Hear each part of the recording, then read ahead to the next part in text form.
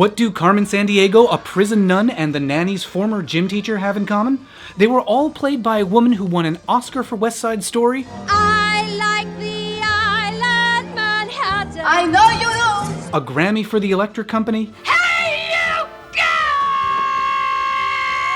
An Emmy for The Muppet Show. And a Tony for her role as a bathhouse chanteuse. I got a little laryngitis, but the show must go on, no? No. Why not? I don't know. Whether wrestling with police at the side of a spam baron, marching on Washington with Martin Luther King Jr., or setting sail on the world's first gay cruises, Rita Moreno's had an incredible life, and across her 75-year career, she's been a steadfast LGBTQ ally. Now, at 89 years old, she's returned to the show that made her a star, West Side Story, this time not only as a performer, but also executive producer. When she walked on the rehearsal stage for the first time, there wasn't a dry eye in the house. Hey, I'm Matt Baum. I make videos about pop culture, and I want to show you why I'm obsessed with Rita Moreno, and you should be too. This is the story of how a little girl from a jungle cottage in Puerto Rico left home with dreams of becoming a movie star, how powerful men in showbiz stood in her way for decades, and how she overcame them and became an international star and producer of the new adaptation of West Side Story, a musical about immigrants just like her. On December 11th, 1939, Rosita Dolores Alveria was born in Humacao, Puerto Rico.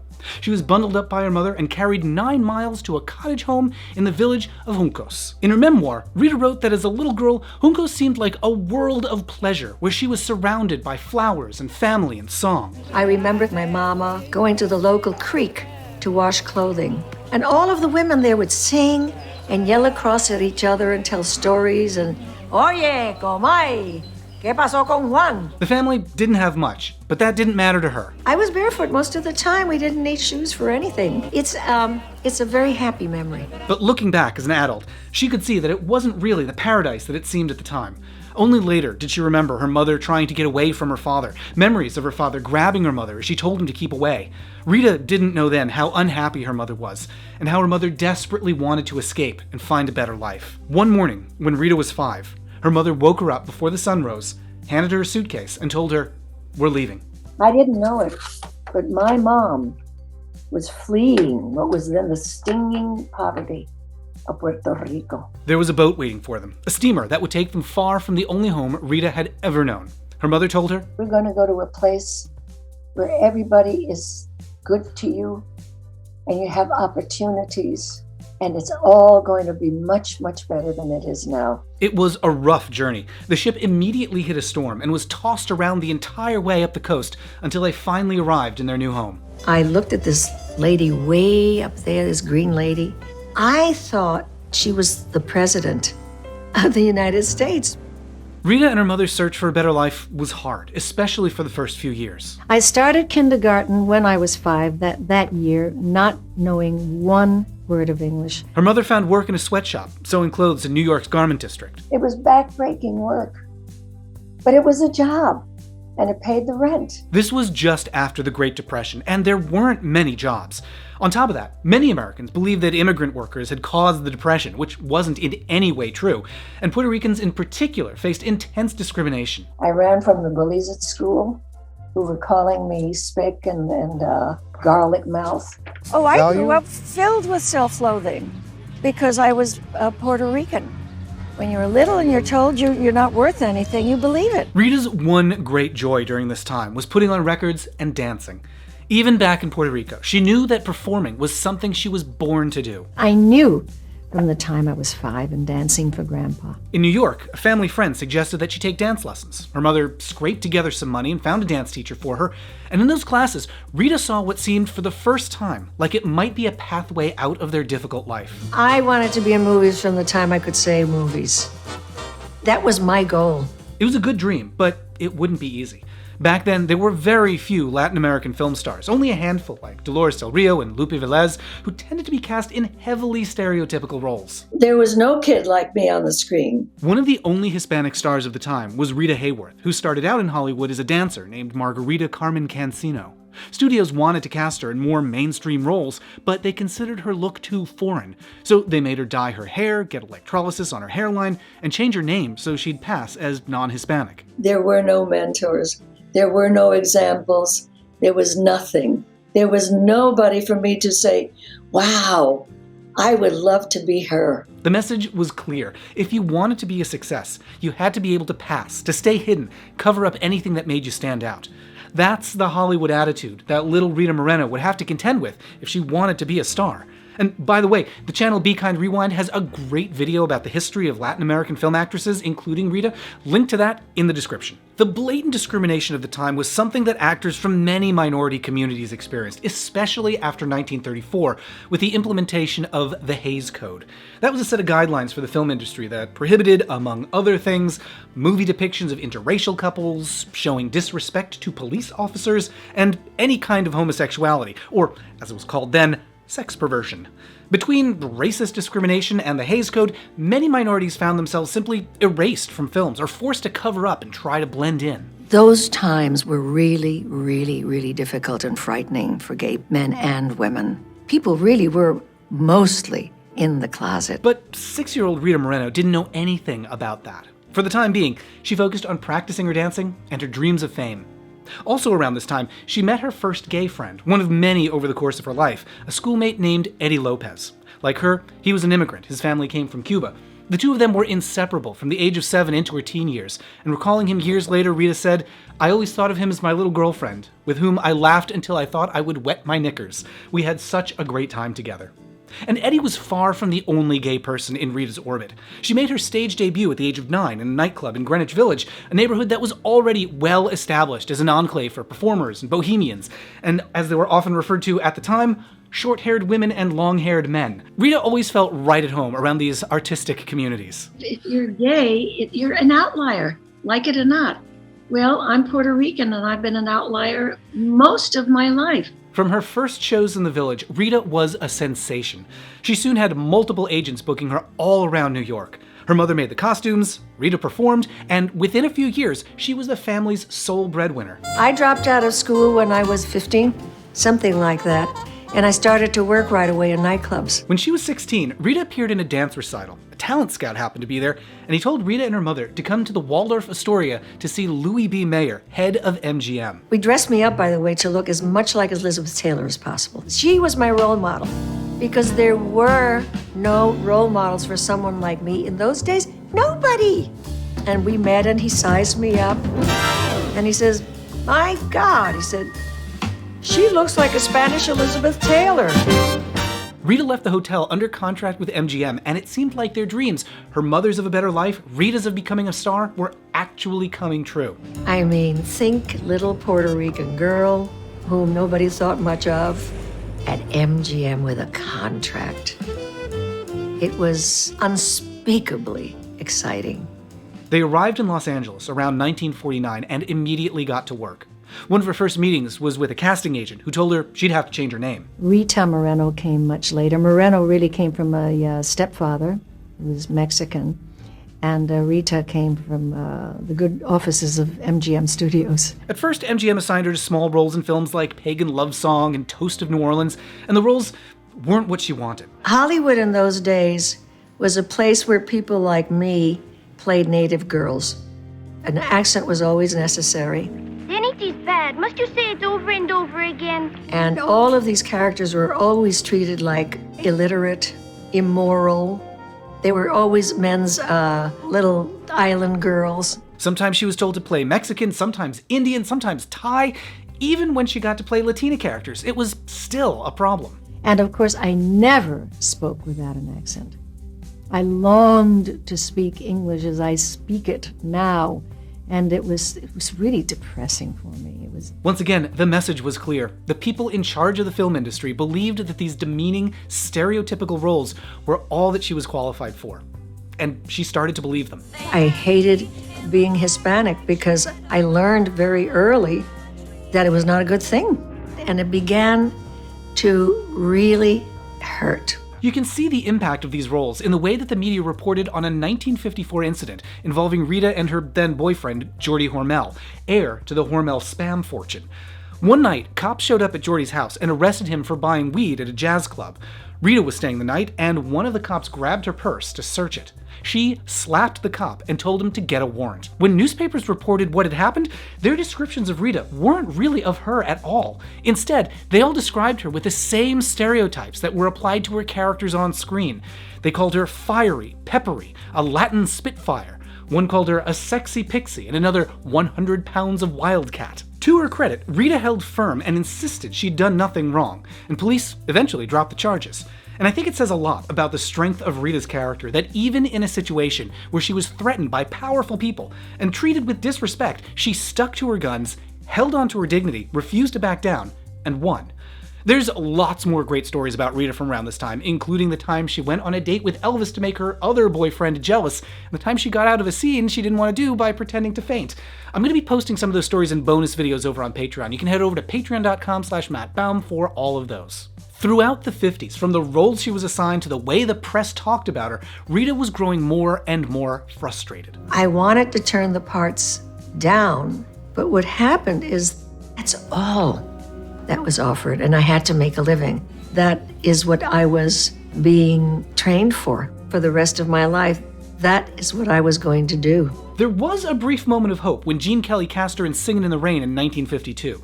This was a strong role for Rita, more nuanced than any of the other parts she'd taken, and not the old island girl stereotype. I thought, okay, I'm not gonna have to do those parts anymore. I was so thrilled. But instead of giving her more roles like that, MGM dropped her contract. They didn't know what to do with me because of the Hispanic name, and their narrow kind of thinking. I wasn't bitter. I was wounded beyond all description. It was like Daddy saying, I don't love you anymore. And what's worse, she blamed herself. As a Puerto Rican who was in the first place not terribly welcome in this country at that time, it convinced me once and for all that it was my being Puerto Rican and Hispanic that was my undoing. I wept a lot. For the next few years, Rita got by with small film roles and live TV appearances, most of which are now lost.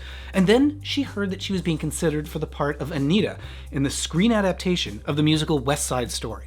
If you're not familiar, West Side Story is about two teens from rival New York street gangs who fall in love. It's Romeo and Juliet, but set in New York in the 1950s, with a white gang versus a Puerto Rican gang. Rita knew she was perfect for the role of Anita, the best friend and confidant of the main love interest.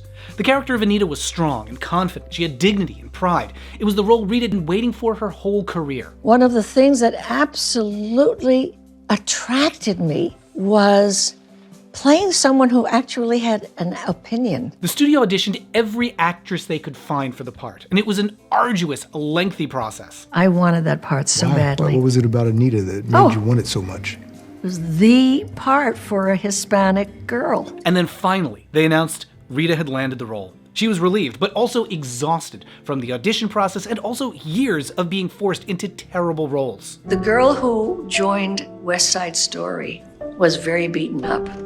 I was really barely hanging on. Here's Rita in her big number. It's the song America, a back and forth argument about whether the US is truly a land of opportunity or a place where racism holds Latin immigrants back, a topic with which Rita herself had plenty of real-life expertise. Life is alright in America if you're all white in America. You can see how much power she brings to this role. She's bold and unafraid to speak her mind. She's on equal footing with the men. Terrible time in America. You forget I'm in America. Rita's character is very complex, and I think she steals the show. In one scene, late in the movie, her character has to wrestle with feelings of anger and grief and forgiveness all at once, and you can see all those emotions playing out on her face. But although this was a dream role for her, the movie isn't without its faults. Even though half the characters are Puerto Rican, Rita was the only Puerto Rican actor. They all, even Rita, had to wear thick, dark makeup to look more ethnic. And when she complained to the makeup person, she was accused of being racist herself. And I said, God, I hate this makeup. Why does it have to be so dark? I said, I'm Puerto Rican. I said, why can't we be my color? It truly never occurred to me that times would change. When the movie finally came out, Rita was universally praised for her breakout performance. But despite that, she still wasn't treated with respect in the industry. When the movie was nominated for several Oscars, including one for Rita, the studio refused to pay for her travel to attend the Oscars. I was in Manila doing this crappy war film called Cry of Battle, if you please. And I flew myself in. It was a very expensive trip. And on top of that, nobody really believed Rita would win. Not even her, which I think says something about how when everyone is telling you that you're not important, it's easy to believe them. But despite the expense, despite thinking she didn't have a chance, she went anyway. I had to be here just in case. And I really thought I had a slim chance. Slim. Rita Moreno and West Side Story. Rita was caught so off guard by this win that she didn't even bother to prepare a speech. Good Lord. I leave you with that. I think what makes this Oscar so deserved and groundbreaking is not just Rita's performance, which is absolutely amazing, but also that it was one of the very rare depictions at the time of a Latina character by a Latina actress that had real dignity, a performance based in reality rather than stereotypes. Rita Moreno was idolized by all of us in the Puerto Rican community in New York. The Latino audience was thrilled, just thrilled to be represented as they were in the film. I understand that people were shouting from the rooftops that Rita Moreno had won the Oscar. That rare authenticity, along with her amazing singing and dancing and acting, is what made it truly groundbreaking. And now, with an Oscar, Rita was sure her career was going to turn around. But I was offered more roles like Anita, only in inferior movies. Just as before, she was asked to keep playing island women, Latina stereotypes, Native Americans in westerns. Same damn wagons I'd been on, since I was 17. Nothing changed. The horses were just older. So Rita made a decision. She was going to start saying no. And once I got the Oscar, I said, no, I'm not going to do any of that stuff anymore. For the next decade, anytime she was offered a part in a movie that was a stereotype, she turned it down. And I showed them. I had to make a movie for 7 years. During this time, roles were scarce for Rita. Instead of more films, she did live theater, variety shows, game shows, and side note, it turns out she's actually really, really good at game shows. Here she is absolutely dominating on the show Password in 1964. Magazine is right. Disguise. Order is right. And that's right. Clever is right. As her career struggled and she questioned whether she was doing the right thing, Rita found strength by reflecting back on the roles that she was most proud of, particularly Anita from West Side Story. Actually, she became my role model. Since I never had one, she had a sense of herself. She was proud of herself and she spoke up. She also found a lot of pride in activism. She got involved in environmental protection, protesting nuclear tests that at the time were causing radioactive pollution that contaminated milk. Then she got involved in social causes with the growing civil rights movement. My first major experience was on the March on Washington, when I sat no less than 15 feet from Dr. Martin Luther King.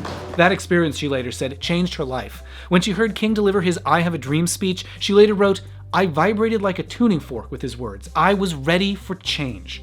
She started speaking out for gender and racial equality. To the Negro kids, to the Puerto Rican kids, to the Chinese kids, to every nationality, wear your nationality like a flag. Be proud of it. Be proud you're Puerto Rican. Be proud you're Negro. Another way she coped with the lack of good roles was with a private joke that she had amongst friends. It started on the set of West Side Story. One day, Rita was fooling around with the other actors during their downtime, and she made up a cabaret singer character who embodied all of the dumb stereotypes of the roles that she hated. Her character had a thick accent, a cliché spitfire personality, and total obliviousness. And then I did the Player King speech from Hamlet as this character. F big the F which I pray Joe, as I pronounce it to you, tripping lian de tong. Here's this nutty Puerto Rican lunatic doing the Player King speech about how to speak and how to act. For years, Rita would do the character to make friends and herself laugh. She later wrote that doing the character was a relief, a way of, quote, thumbing my nose at writers who wrote those stereotypes, all those asses who write characters like that seriously. She makes me laugh. Then, one night around 1970, she happened to do the character at a party where playwright Terrence McNally was in attendance. Terrence was an up-and-coming playwright who was known for daring shows like And Things That Go Bump in the Night, one of the first Broadway shows to deal with homosexuality. He loved her character, and he told her he was going to write a play for her. Rita was dubious that anything would come of that.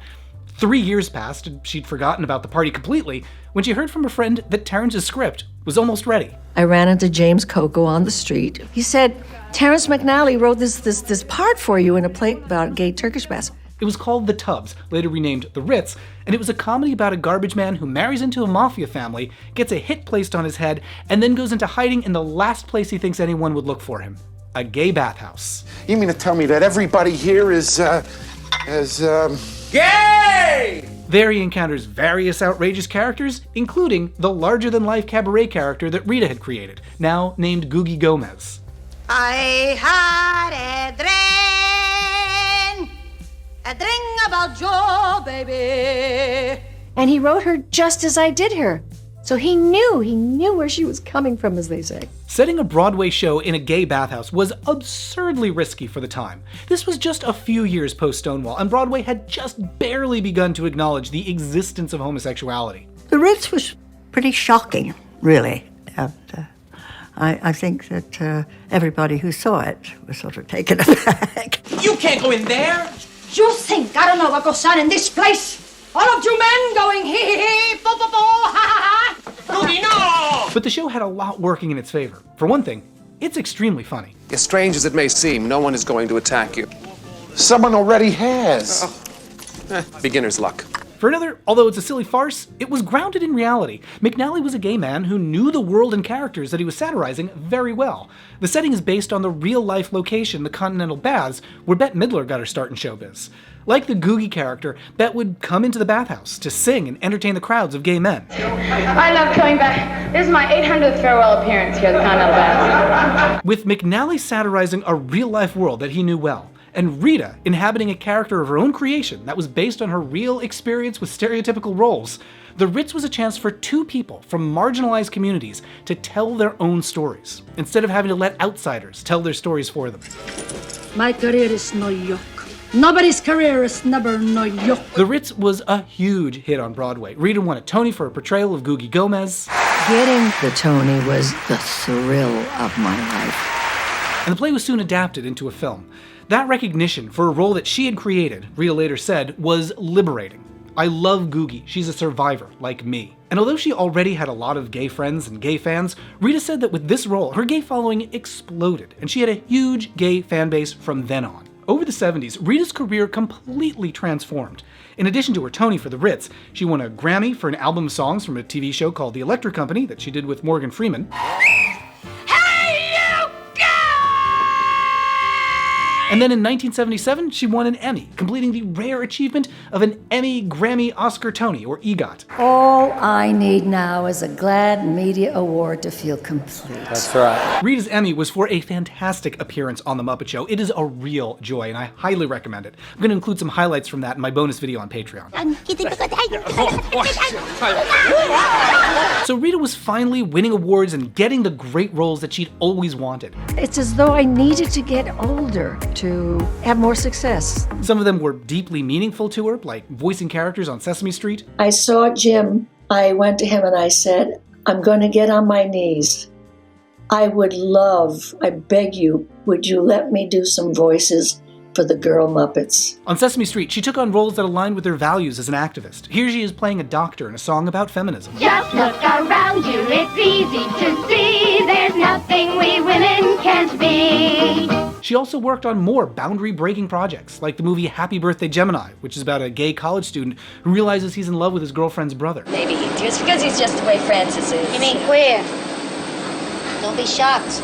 I know what it is. Queer. And there were roles that were just fun, like The Love Boat. Would you send a bottle of champagne to our room pronto? Hey, what do you mean, a bottle of champagne? Make that a six-pack. But that was fun. That was fun. My God, it took us to Japan. By the 1980s, Rita was a huge star and could choose her roles, free from those old stereotypes. But that's not all that she did. With her success came a much larger platform, and she chose to use that to advocate for other minority and vulnerable groups. Rita was a frequent participant in rallies for women's equality, and aware of her gay following that she'd picked up with the Ritz, she was a staunch queer ally at a time when that was particularly unpopular. Her husband, a doctor, became known within the gay community for caring for people with HIV very early in the pandemic, when many medical professionals were scared to touch AIDS patients. In her memoirs, Rita wrote, "He was one of the very few doctors at that time who didn't judge them." She also did fundraisers for queer causes. In 1984, she performed in A Gay Night at the Bowl, an early fundraiser for HIV. She performed in one of the first gay cruises, and by the way, there's some debate about what year that was. Some accounts have it in 87, Rita says it was 79, but she also says, Well, I never remember years. I don't remember the years when I won my awards, believe it or not. One of her most visible contributions was appearing in newspaper ads supporting gay pride. This was a very gutsy move for 1985. Very few celebrities had spoken out about HIV at this point, and even fewer had anything supportive to say about pride. In fact, many papers refused to print the ad, calling it too controversial. Through the 80s, 90s, and into the 2000s, Rita continued to be an activist for marginalized groups. Here she is speaking out in favor of marriage equality. I mean, a person is entitled to marry whom you love. It's just really as simple as that. And she kept taking on roles that she wanted. Strong, non-stereotypical roles that were meaningful to her, including Hispanic characters like Carmen Sandiego. My favorite detectives. Some of her roles were overtly political, like performing at Bill Clinton's inauguration, and some were comedic, like The Nanny. I am gonna torture you so bad, you are going to beg me to kill you. Others were dramatic, like on Oz. Do you enjoy sex with men? And then there's one of her most recent roles, one that combines politics, comedy, and drama, the grandmother on One Day at a Time. Well, it has not always been easy for me. What? Havana, 1958. On that show, Rita played Lydia, the matriarch of the Alvarez family. In the first season, her granddaughter Elena tells her that she's attracted to girls, and there's a lovely scene where Lydia processes the news and goes from upset to accepting in the span of about 30 seconds. I'm sorry, but I have a problem with Elena being gay. It goes against God. Although God did make us in his image and God doesn't make mistakes. And when it comes to the gays, the Pope did say, "Who am I to George?" And the Pope represents God. So what? Am I going to go against the Pope and God? Who the hell do I think I am? Okay, I'm good. It's a very sweet depiction, an elder relative who chooses to accept her queer granddaughter. And not just that, but also to offer dating advice. Elena, love must be bold. When you look at the work that Rita's prioritized, it's clear that roles like these, where she can depict marginalized people in a positive light, are clearly more than just performances for Rita. Her work comes from a place of genuine care and concern for other people, wanting to make the world a better place. I'm tremendously concerned about the most vulnerable among us. And even after all those triumphs in her career, there were still more amazing roles ahead for her. My agent said Steven Spielberg wants to call you. Can I give him your number? It's like, are there hookers in Houston? Are you serious? Of course I want him to call me. When they got on the phone, Spielberg told her that he was making a new adaptation of West Side Story, 60 years after the original, and asked if she would like to be in it. And I said to him, I'm so flattered, but I don't do cameos. He said, cameo? No, there is a part in here. This wasn't just a remake of the 1961 film. Spielberg wanted to reimagine it, starting with the original musical. And I also thought, after 60-something years, the time has come again, because this should be shared generationally. Screenwriter Tony Kushner, who's also known for writing the play Angels in America, created a new role for Rita. She plays Valentina, a widowed shop owner whose presence is a bridge between the two gangs. Valentina is a Puerto Rican immigrant, her late husband was white, and she has a unique understanding of the challenges that the main characters face because of whom they love.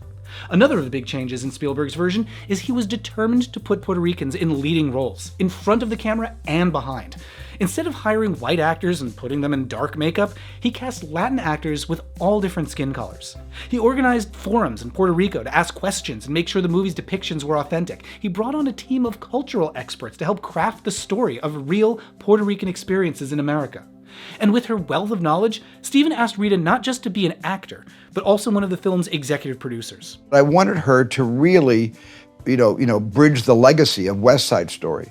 And to inspire our young cast. And now you can see her back in the show that won her an Oscar way back in 1961, that gave her a role model to guide her career, and that made an impact on generations of actors that followed. Here's Rita talking to Ariana DeBose, who plays Anita in the new film. I wouldn't be here without you. I can't imagine all the things that you went through, but because of all those things you went through, I have opportunity. Anita has taught me a lot about self-respect. I think one of the most moving moments in the new West Side Story comes near the end, when Rita's character Valentina sings the song Somewhere.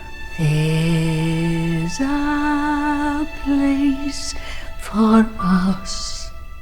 It's a quiet song about her belief that even though a person may feel like they don't belong, somewhere out there is a place where they can be accepted for who they are and who they love. Hold my hand and we're halfway there. Rita's whole career has been about asserting who she truly is, finding the courage to stand up for herself, and then using her platform to stand up for others who want to do the same. With her work, she's delivered on this song's promise. She's helped make a place for us. In making this video, I gathered a ton of great stories about Rita and her amazing appearances over the years and how she finally got a chance to redo that famous Oscar award speech many years later. I'm putting all that into bonus videos. You can head over to Patreon to check those out. Now, if you'll excuse me, I'm expecting some company to drop in any moment now.